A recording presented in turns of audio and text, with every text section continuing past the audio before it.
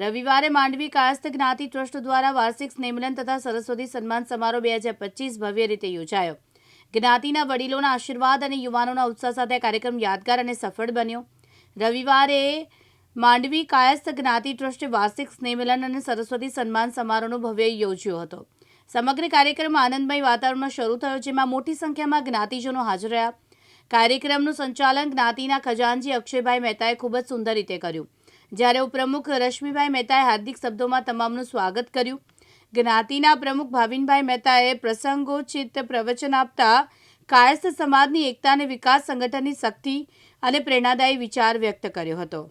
आज ऐतिहासिक जगह मांडवी कायस्थ ज्ञाति सर्व ज्ञातिजनों तथा मंचस्थ महानुभावों में भुज कायस्थ ज्ञाति प्रमुख अभिलाष भाई, मंत्री प्रकाश भाई, खजांची निषदभाई, ट्रस्टी बकुल भाई और मांडवी कायस्थ ज्ञाति होद्देदारों, भूतपूर्व मांडवी प्रमुख दिलीप भाई, भूतपूर्व ट्रस्टी यज्ञेश भाई, परेश भाई तथा सर्व ज्ञातिजनों आ कार्यक्रम में हृदयपूर्वक स्वागत करूँ छूँ।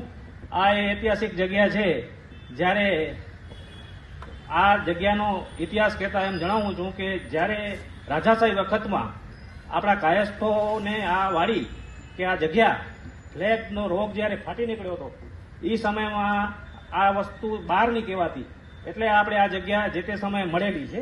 અને 1962માં પ્રભુલાલભાઈ અને મનુભાઈ, ઇન્દ્રવદનભાઈ અને જૂના વડીલો જે ટ્રસ્ટીઓ હતા તેમણે આ જગ્યાને 1962માં રજીસ્ટર કરાવી અને અત્યારે 900 થી 1000 વાર જેટલી જગ્યા જે છે એ એક સિટી સર્વે અને બધા જે વહીવટી કચેરીના રેકર્ડે નોંધાયેલી અત્યારે આપણી આ જગ્યા છે, જેનો વિકાસ ધીમે ધીમે નાના પાયે પણ અત્યારે કાયસ્થ જ્ઞાતિની વાડી કહી શકાય કે કોઈ પણ નાનો પ્રસંગ અહીંયા આપણે હર્ષોલ્લાસથી ઉજવી શકીએ એવી એક જગ્યા હોય તો માંડવીમાં છે અને એ એક આપણા માટે ગૌરવની વાત છે। બીજું કે આ અક્ષયભાઈ એના પછી જે આખો વહીવટ છે, વહીવટ કરતા બદલતા ગયા અને એમના વિકાસના કાર્યો સતત ધીમી ગતિએ પણ વિકાસ થતા ગયા। એમાં સૌથી પહેલા જ્યારે પ્રભુલાલભાઈએ આ બધી જગ્યા છે એમાં એ ધારાશાસ્ત્રી હતા, એટલે એમની જે તર્કબુદ્ધિથી એમણે આનો વહીવટ ચલાવ્યો અને ભાડુઆતોને પણ ધીમે ધીમે ભાડા કરારથી ભાડે આપતા ગયા અને ત્યારે આ જગ્યા નળિયાવાળી અને જૂની હતી, તેને ડેવલપ કરવામાં ત્યારના ટ્રસ્ટી અક્ષયભાઈ, હિમાંશુભાઈ, હીરાલાલભાઈ, દિનેશભાઈ એ બધાએ આમાં સિંહ ફાળો આપ્યો અને જે જ્ઞાતિ પાસે આર્થિક ફંડ હતું એ એકઠું કર્યું અને ધીમે ધીમે જે ડેવલપરને આપી અને આ બધી 7 થી 8 દુકાનો ઉપર બનાવી અને એમાં જે ફંડ મળ્યું એ 15 લાખ જેવું ફંડ ભેગું થયું અને એ ફંડના આધારે જ્ઞાતિ પણ એક સધક બની અને ધીમે ધીમે આ વિકાસ કાર્યો આગળ વધતા ગયા। ત્યારબાદ દિલીપભાઈ આવ્યા। દિલીપભાઈએ પણ આ વિકાસ કાર્યમાં સાથે ઝંપલાવ્યું અને મંદિરનું નિર્માણ કરવાની ત્યારથી બધી ચર્ચા શરૂ થઈ। મંદિર છે અને એ પછી દિલીપભાઈ સંજોગો વસાત રાજીનામું આપ્યું। પછી અમારા કાર્યકાળમાં 2014થી હું આ ટ્રસ્ટી મંડળમાં જોડાયો અને વડીલોના અને જૂના ટ્રસ્ટીઓના માર્ગદર્શન હેઠળ આ બધું કાર્ય આગળ વધતું ગયું અને હાલમાં જે આ 22 તારીખના જે રામ મંદિરની સાથે આ ભવ્ય નિર્માણ થયું તેમાં કચ્છ ગુજરાતના તમામ કાયસ્થો અને ઇતર જ્ઞાતિના તમામ શ્રદ્ધાળુઓના સહયોગથી આ કાર્ય શક્ય બન્યું છે અને અત્યારે આ જોઈ શકો છો કે એક વ્યવસ્થિત અને વાડી કહી શકાય એવું ભવ્ય મંદિર, શિવ મંદિર આવું આટલા એરિયામાં આવું ક્યાંય નથી એવું શિવ મંદિર આપણે ત્યાં અત્યારે છે। એટલે ખરેખર અમારા જે આ કાર્યો છે એનામાં તમામનું સહયોગ મળ્યું છે। કહેવાય છે કે સારો કાર્ય કરો તો કંઈક ને કંઈક તમને સફળતા મળે જ છે। અત્યારે એક વાત કહું મજાકમાં તો જેવી રીતે લાલો ફિલ્મ ચાલે છે એને જે સફળતા મળી એવી રીતે અમને પણ આ સફળતા મળેલી કહેવાય। એટલે કર્મ કરો તો ફળ મળે જ છે, એ આ એનું એક શ્રેષ્ઠ ઉદાહરણ છે। સારું કર્મ કરો તો ફળ મળે જ છે। સૌ જ્ઞાતિજનોએ ખરેખર એક મંચ પર આવવાની જરૂર છે, આપણી સંખ્યાબળ દેખાડવાની જરૂર છે।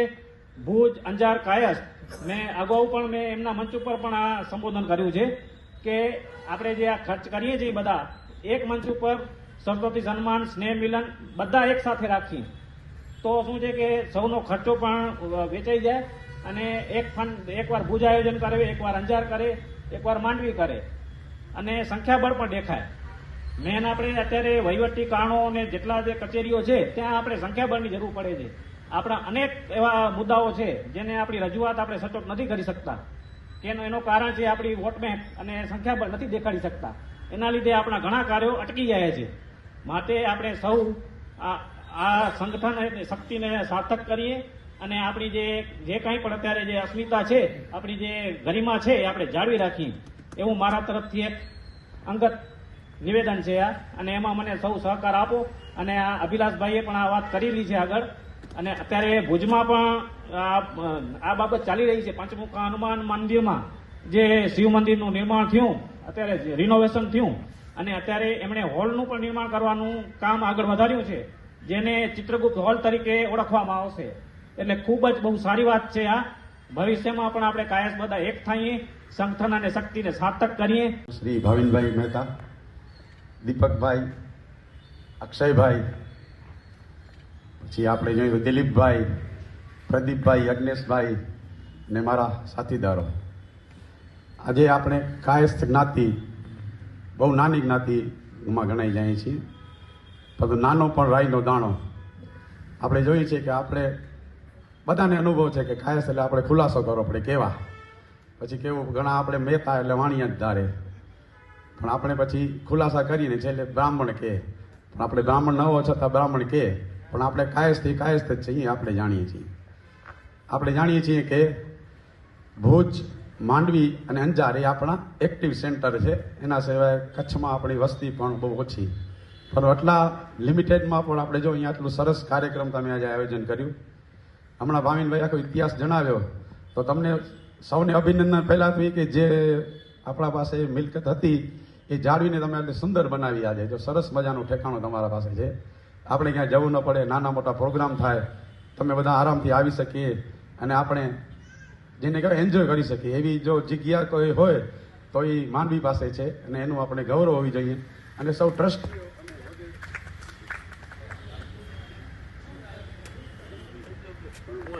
મજાનું આ એક પ્રિમાઇસીસ છે અને ટ્રસ્ટીઓ તથા હોદ્દેદારો સખત મહેનત કરીને એમાં સંવર્ધન કરે છે. તો એમને સમગ્ર કચ્છ કાયસ જ્ઞાતિને ખાસ કરીને અમારા ભુજ વતી ખૂબ ખૂબ અભિનંદન. આમાં આપણે ભુજની વાત કરીએ તો અમારા પાસે અત્યારે પંચમુખા હનુમાન મંદિર જે મિલકત કહી શકાય છે, અને એ પણ અમારું લીગલ બધી બેટલ ચાલુ છે અને ફર્સ્ટ રાઉન્ડમાં આપણી ફેવરમાં નિર્ણય આવેલો છે. આપણા એડવોકેટ જગદીશભાઈ એમાં મહેનત કરી રહ્યા છે. એટલે જે છે એમાં આપણે જાળવીને વધારીએ, મૂળ કહેવાનો મતલબ એ છે.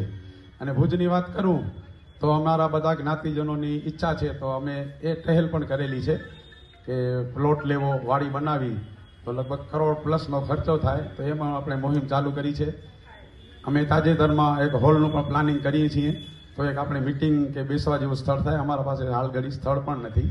તો બધા જ્ઞાતિજનો કહેવાનો મતલબ સહકાર મળી રહ્યો છે. બધા આગળ આવીને ડોનેશન પણ આપે છે, શારીરિક શ્રમ પણ કરે છે. અને બીજી એક વસ્તુ જો જોઈએ તો આપણી જ્ઞાતિમાં યુવાધન બહુ હાજર રહી શકતું નથી. એક મોટી વસ્તુ છે. ભુજમાં પણ અહીંયા તો તમારા 8 જ જણા છોકરાઓ છે, પણ અમારા ભુજમાં પણ જ્યારે આવો પ્રોગ્રામ મોટો વધે પણ છોકરાઓ હાજર નથી હોતા. એનું કારણ શું છે? તો કોઈ ભણવા બહારે ગયા હોય છે, પોતાના ધંધા બિઝનેસમાં રોકાયેલા હોય છે. તો એક હજી આપણે એ ભેગા નથી થઈ શકતા. તો યુવા પેઢીને એમાં પણ થોડું ધ્યાન દેવાની જરૂર છે. અને આપણે સૌ સમસ્ત કચ્છ કાયસ ભેગા થઈને ભાવિનભાઈ જે વાત કરી કે એવું કંઈક પ્લાનિંગ કરીએ તો અમારો ભુજનો તો પૂર્ણ સહકાર છે. આ આયોજનો થતા રહે, આપણે બધા મળતા રહીએ અને જે છે એમાં વધારો કરીએ. જય ચિત્રગુપ્ત.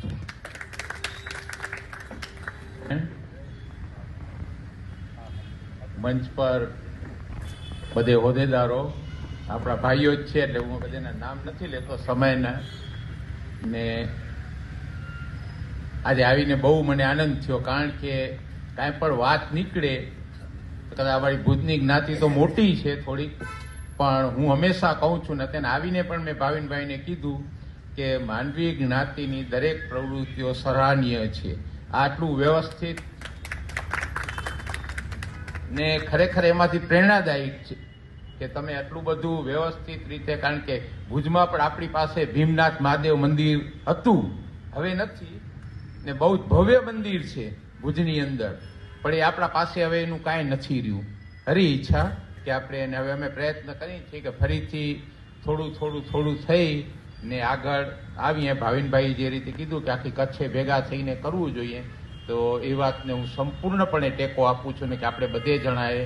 તો હું તમને પેલી એક વસ્તુ કહી દઉં કે અત્યારના અમે એક સ્નેહ મિલન ભુજનું રાખવાના છીએ. ભુજની નજીકના કોઈ પણ સ્થળે રાખશું તો હું તમામ હોદ્દેદારો અને જ્ઞાતિજનોને ભુજ કાયસ્થ જ્ઞાતિ વતી આમંત્રણ આપું છું કે એમાં તમે પણ જોડાઓ.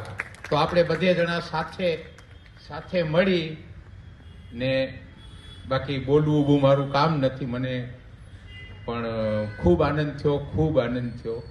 Thank you very much. જય શ્રી સ્વામિનારાયણ, જય ભીમનાથ મહાદેવ. મંચ ઉપર બેઠેલા હોદ્દેદારો અને ભાઈઓ અને બહેનો, આજે ઘણા વર્ષ પછી માંડવી આવવાનું થયું એટલે ખૂબ આનંદ આવ્યો છે.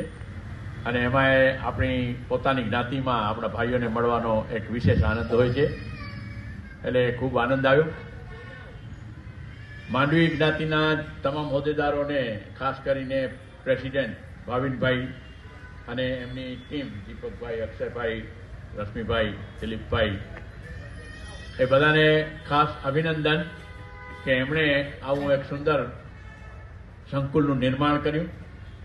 જૂના ભાડુઆતોને સમજાવીને પટાવીને પણ એ આપણા હાથમાં આ મિલકત રહી એના માટે એમણે જે મહેનત કરી છે એ બદલ માંડવીની ટીમને ખૂબ ખૂબ અભિનંદન.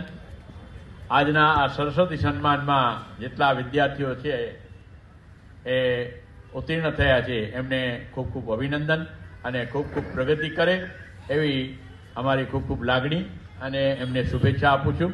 અસ્તુ. જયશ્રી મહેતા, દિવ્યાંગ ન્યૂઝ, અંજાર, કચ્છ.